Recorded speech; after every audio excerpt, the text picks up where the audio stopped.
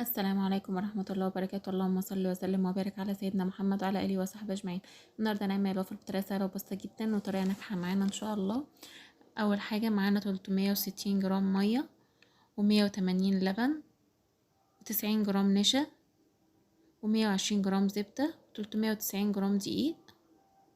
دي مقادير مضاعفة لو انت عايزة تعملي كمية أكبر شوية، وبيضتين ونص باكو بيكنج باودر.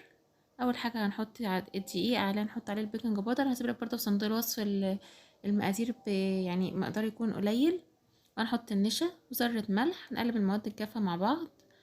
اول حاجه بقى هنحط البيض، هنحط بيضتين، نحط عليها شويه فانيليا سائله او فانيليا بودره المتاح عندك حطيه. نضربه بقى بالمضرب باليدوي او بالكهرباء، باليدوي برضو عادي. هنحط بقى السكر حطيت حوالي 60 جرام سكر بودره. لو انت عايزه سكر معقول ممكن تزودي شويه تخليه 80 جرام لو انت عايزه يعني مسكر شويه، بس هو كده سكر كان معقول. بعدين ننزل بالزبده، تكون الزبده نكون مسيحينها.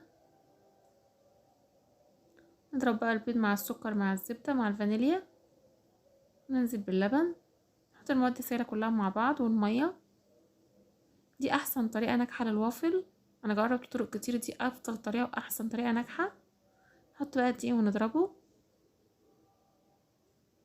اللي محطش لايك ينزل يحط اللايك واشترك في القناه ويفعل جرس التنبيهات كل جديد. شايفين بقى قوامه ازاي؟ ولا يعني قوامه سايل كده، ولا منه تقيل قوي ولا منه ميه قوي، وسط. هنا بقى معانا جهاز الوافل، لو مش متاح عندك ممكن تجيبي قوالب السيليكون عادي. انا كنت قبل ما اجيب جهاز الوافل كنت بحطه في قوالب السيليكون وبحطه في القلايه الهوائيه او في الفرن المتاح عندك حطي فيه. نملى بقى كده المكان لحد الاخر عشان يطلع معاكي مظبوط.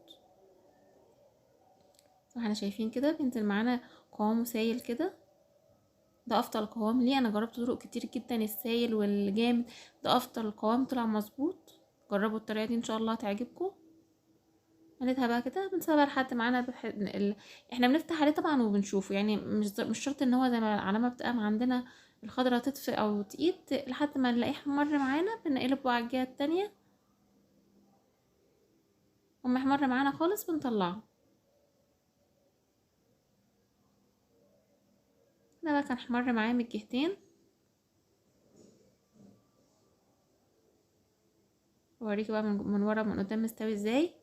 انا خلصت كل الكميه بقى. انا زي ببصص شوكولاته، حطيت شويه شوكولاته عليها شويه لبن وضربتهم في الميكروويف، عملته زي الجناش كده. وصوص كراميل المتاح عندك حطيه.